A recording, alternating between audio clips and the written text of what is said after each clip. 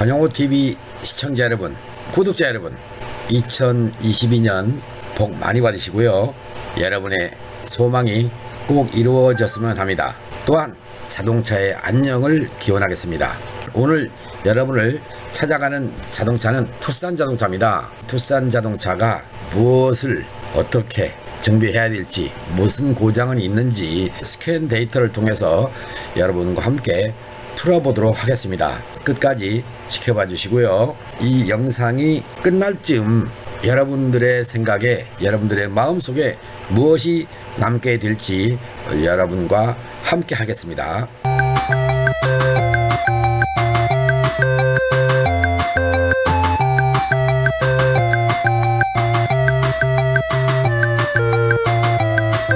무엇을 통해서 분석하는지, 어떤 것을 정비할 것인지 그것을 여러분과 함께 풀어보도록 하겠습니다. 스캔 데이터의 첫 번째 화면입니다. 여러분들께서 참조해야 할 내용이 연료 분사량입니다. 3.9mCc라고 합니다. 미리미리 세제곱인데요. 스캔에서는 영문 표기법이라 미리의 세제곱 이렇게 써야 됩니다. 그런데 미리미리 3 이렇게 써 있는 겁니다. 이 분사량이 잘못됐습니다. 그리고 레일 압력을 보면요, 부족합니다. 크게 문제될 건 없습니다. 그러면 ECU가 연료 분사량을 줄여야 하는 이유, 이것이 무엇인가 보겠습니다. 첫 번째, RPM이 높을 때입니다. 두 번째, 실린더별로 힘이 균일하지 않을 때입니다. 세 번째, 엔진 온도가 높을 때 그렇습니다. 물론 또 다른 이유가 있기는 하는데 흔하게 나타나는 현상이 아니기 때문에 빼도록 하겠습니다. 또 다음번 차트를 보겠습니다. 여러분들이 조금 관심을 가져야 할 것이 뭐냐면 흡입 공기량입니다. 이렇게 446mg/스트로크입니다. 피스톤이 한번 싹 내려갈 때 449.6mg을 빨아들인다, 그런 뜻입니다. 또 하나, 두 번째로 볼 수 있는 게 뭐냐면 흡기 온도입니다. 흡기 온도가 50.4도씨로 나옵니다. 흡기 온도가 무척 높다는 뜻입니다. 또 하나, 냉각수 온도 92.7도씨로 나옵니다. 높습니다. 방금 전에 연료 분사를 줄이는 이유가 뭐라고 그랬습니까? RPM이 높거나 냉각수 온도가 높거나 엔진 토크 제어량이 높거나 그랬습니다. 물론 인젝터 분량으로 연료 분사를 줄이는 경우도 있습니다. 그때는 연료 분사량과 RPM의 관계가 있기 때문에 다른 차트를 보면서 여러분께 설명을 드리도록 하겠습니다. 두 번째 스캔 데이터를 보셨습니다. 그리고 세 번째입니다. 엑셀 페달 센서 1, 2 이렇게 나오는데요. 상당히 주의 깊게 관찰해야 됩니다. 변화가 있느냐 없느냐, 이들의 숫자의 비율은 얼마나 되느냐, 이걸 아셔야 됩니다. 그리고 에어컨 압력 이 정도 되면 냄새나는 자동차입니다. 데이터를 보고 에어컨도 냄새가 있다 없다 이렇게 찾아낼 수 있는 것입니다. 다음 네 번째 데이터입니다. 여기서 여러분께 보여드리고 싶은 것, 또 여러분들이 저를 찾아오셨을 때 제가 여러분한테 설명하는 것이 뭐냐면 부스트 압력 센서 출력 전압 1627mV 이겁니다. 기준보다 많이 틀어진, 상당히 많이 틀어진 그런 상태다, 이렇게 이해를 하시면 되겠습니다. 그리고 다섯 번째를 보겠습니다. 산소 센서 조절 전압, 다른 차보다는 조절 전압이 있다, 이런 정도고요. 조절 전압이라는 말은 뭐냐, 산소 센서가 온도가 낮다, 뭐 이런 개념으로 보시면 되는데 여러분들이 관심을 가져야 할 것이 뭐냐면 산소 센서 온도입니다. 그 앞에서 봤던 데이터를 이용해서 공연비 희박 자동차다, 이렇게 보시면 되겠고요. 공기 과액률 이렇게 씁니다. 람다, 사람인자의 반대로 쓰는 거죠. 람다라고 하고요. 공기 과액률인데요, 정상보다는 높습니다. 이 숫자는 낮을수록 좋은 겁니다.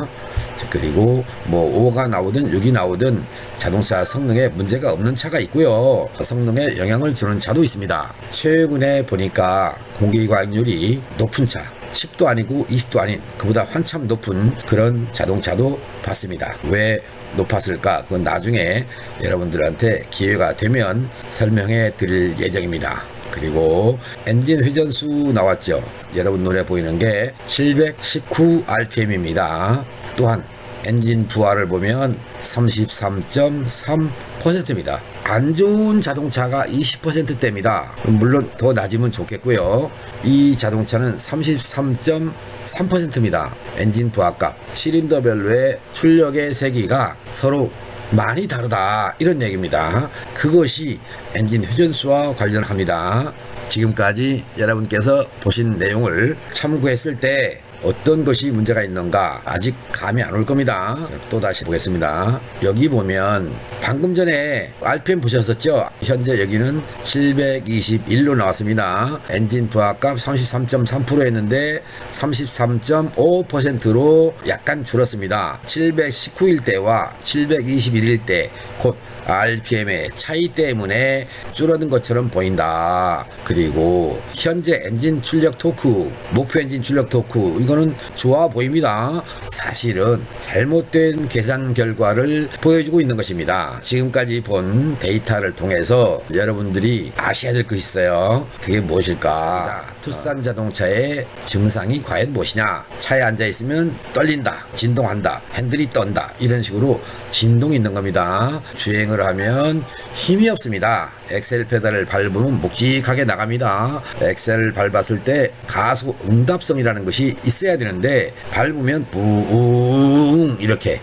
나가는 속도가 없다. 곧 힘이 없다. 그리고 연료 소모량도 많습니다. 연료만 먹었으면 좋겠는데 배기구에서는 새카맣게 매연까지 나옵니다. 그 다음에 오토 자동차이다 보니까 기아가 변속 줄 때마다 변속 시마다 1단에서 2단 또 2단에서 3단 이런 식으로 변속 충격을 가져옵니다. 그런데 시프트 업 충격만 있으면 좋은데 속도를 줄일 때 감속 충격도 있습니다. 가다가 엑셀을 놓으면 쿵쿵 이런 식으로 속도가 줄어들 때마다 가령 4단에서 3단으로 바뀌는 순간 쇼크가 발생한다, 이런 얘기입니다. 그러니까 여러분들 생각에 이것 때문에 가장 많이 정비하는 걸 보면 진동, 떨림 때문에 엔진 마운트 이걸 많이 바꾸죠. 또 출력 부족 때문에 인젝터도 바꾸고 고압 펌프도 바꿉니다. 그리고 흡기 청소도 합니다. 똑같습니다. 그래서 정비했던 사례 그게 있는가 해서 네이버나 다음이나 구글 또는 유튜브를 통해서 검색합니다. 검색을 꼭 투싼 자동차의 진동, 떨림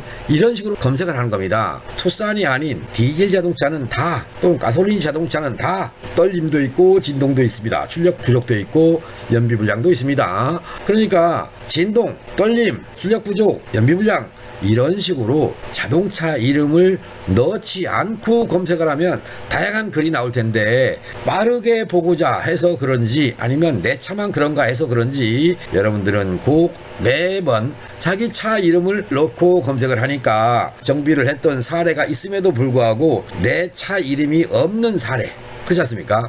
진동과 떨림을 정비했던 사례가 많이 올라와 있단 말이죠. 그러면 그걸 가지고 몇 개의 영상을 보거나 몇 개의 글을 통해서 내 차도 여기에 해당될까? 라고 정비할 생각을 할 수 있는데 여러분들은 자동차 이름을 넣어서 검색했기 때문에 쉽게 여러분들 눈에 원하는 답이 안 보인다는 겁니다. 그래서 정비하려고 애를 쓰는 겁니다. 곧 미미를 바꾼다든가 브라그를 바꾼다든가 뭐 이런 식으로 안 해도 될 정비를 했다는 얘기입니다. 그리고 마지막 번째 변속 충격이라고 있죠. 이것 때문에 변속기 집으로 갑니다. 미션에 문제가 있는 줄 알고 미션을 바꾸거나 수리하거나 또 미션 오일도 바꿉니다. 그리고 나와서 운행을 해보니 똑같더라. 그때는 여러분 머리가 쥐나는 겁니다. 자, 미미도 바꿨다. 떨림이 안 잡혔다. 변속기도 수리했다. 그런데 아직 변속 충격도 있다. 여전히 힘이 부족하고 연비 불량이 나오고 엑셀을 밟으면 매연도 나오는, 그래서 여러분들이 머리 아파하는 겁니다. 그런데 권영호는 늘 여러분한테 그랬죠. 그게 아니라고요. 기본 정비에 충실하라고. 안 그렇습니까? 그래서 제가 여러분한테 자동차 주인이다 라고 했을 때 무엇을 정비해야 되는가 지금 말씀드리죠. 헤드 교환입니다. 두 번째는요, 엔진 오일 시스템 클리닝입니다. 세 번째는요, 여러분들 자동차에 맞는 HLA를 만족시킬 엔진 오일로 바꾼답니다. 네 번째는요, 냉각수입니다. 비중을 조절한다. 다섯 번째는요, 이미 배기구에 오염이 많이 됐습니다. DPF도 오염됐습니다. 그래서 DPF를 클리닝 합니다. 아셨습니까? 곧 엔진 오일을 DPF 클리닝 안 하고 끝낸다. 이렇게 했을 경우에 이 방법 생략 시 고속도로를 연속으로 또는 1시간 이상 정속 주행 1시간 이상을 고속도로로 정수 주행합니다. 이때 속도의 변화를 주지 않습니까? 그러면 DPF 쪽 청소가 안 됩니다. 그러니까 1시간 이상을 계속 달리면 산소성 온도가 800도 이런 식으로 올라갑니다. 그러면서 DPF 관 내부에 있는 쌓여 있는 것을 청소를 합니다. 이것을 한 번만 했다고 되느냐? 아닙니다. 여러 차례입니다. 이 방법을 여러 차례 수백 킬로 또는 수천 킬로 주행한다. 이렇게 하면 됩니다. 그러니까 내가 자동차를 가지고 운행하는 여건상 고속도로를 연속으로 1시간 이상을 주행할 수도 없다. 근거리에는 자동차 전용 도로만 있다. 그런 경우 있겠죠. 그랬을 때 자동차 전용 도로에서 속도 80km, 90km, 60km 이렇게 정해져 있단 말이에요. 80km, 100km 정도로 계속 주행한다? 이게 불가능하죠. 그래서 가능하면 수도권 같은 경우는 외곽순환도로를 탄다든가 한적한 시간대에 고속도로를 나가서 운행을 하는 것입니다. 그렇게 함으로써 여러분들이 보완하는 소기의 목적에 근접하는 것입니다. 100% 가는 건 아닙니다. 그렇다면 제가 위에서 제시해드린 5가지 방법 아니겠습니까? 저 방법을 다 사용해서 정비했을 경우에 과연 자동차가 개선된 속도가 얼마나 될 것이냐? 무척 빨라집니다. 곧 5가지 방법을 했을 때 자동차를 운행해 보면 즉시 효과를 알 수 있고요. DPF 말고 배기관 뒤쪽에 가면 소음기가 또 있습니다. 그쪽 소음기까지 청소되는 데까지는 다소의 시간이 걸립니다. 곧 400-500km 자동차를 운행하는 동안에 거기까지는 청소가 된다. 그래서 즉시 효과를 보지만 소음기에 있는 퇴적된 PM 물질들이 제거되는 데까지는 다소간에 수백 킬로 정도의 운행을 해야 된다. 이렇게 여러분이 이해하시면 되겠습니다. 권영호TV 구독자님, 시청자님, 여러분께서 지금까지 제 말씀을 듣고 내 자동차가 무엇이 문제가 있는가 느끼셨어야 됩니다. 엔진오일 아무거나 사용하면 안 된다고 그랬습니다. 이유는 HLA가 잘 작동할 수 있는 오일이어야 되기 때문에, 그리고 RPM이 기본 RPM이 안 되면 압축말 온도, 제가 영상에서 말씀드렸던 겁니다. 압축말 온도 T2는 하고 설명합니다. 입시론에 하고 설명하는 거, 그 공식을 만족시키는 곧 압축말 온도 값이 정상적이면 RPM도 적절하게 유지하고 있다. 매연도 발생되지 않는다. 또 하나, 시동성도 좋다. 연비도 좋다. 매연도 안 나온다. 변속 충격도 없다. 얼마나 좋습니까? 압축말 온도가 낮아지는 이유, 공기가 잘 들어가게 곧 배기관이 뻥 뚫려 있어야 되고요. 그 다음에 흡입 공기 통로가 오염이 되어 있지 않아야 된다는 얘기입니다. 또 하나는 HLA가 잘 작동할 수 있는 조건이어야 된다. 그리고 고온의 냉각수가 엔진 내부에 있으면 공기가 엔진으로 들어갈 때 주변이 더워서 공기 밀도가 낮아집니다. 인터쿨러를 통해서 냉각시켜서 보낼 망정 엔진 쪽으로 가면서 공기 밀도가 낮아집니다. 낮아진 공기 밀도는 공기의 분자수를 줄여주는 겁니다. 곧 100개의 공기 분자가 연소실로 들어가야 된다 하는 자동차인데 80개밖에 안 들어간다. 그러면 압축말 온도 T2라고 하는 것이 내려가는 겁니다. 내려가면 그때부터 매연, 진동, 출력 부족, 연비 불량, 그리고 변속 충격, 이것이 다 따라오는 겁니다. 안 재밌습니까?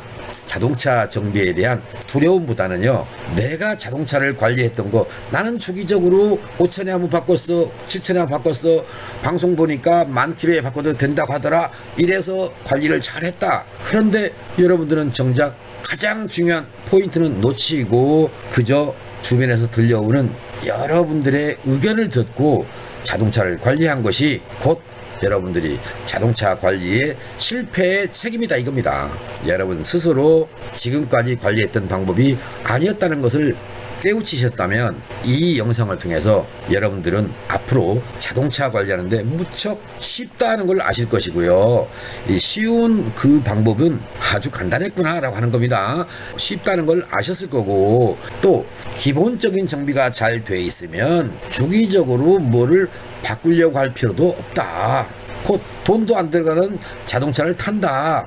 또 하나, 수명이 길어진 자동차를 탄다. 이번에는 뭔 차를 바꾸나 하고 머리 아파할 이유가 없다는 얘기입니다. 그 말씀을 여러분한테 드리면서 물러가겠습니다. 여러분 모두에게 해당되는, 나도 해당되나, 내 차도 해당되나, 이런 제목의 영상을 준비 중에 있습니다. 이 영상을 통해서 여러분을 찾아뵐 겁니다. 자동차를 타는 여러분 모두가 다 그 영상을 열람하셔야 될 이유가 있습니다. 그것이 곧 공개될 거니까요. 그때를 위해서 차근차근 권영호 영상에 관심을 가져주시고 열람해 보셨으면 좋겠습니다. 구독자 여러분, 시청자 여러분, 감사합니다. 바이바이.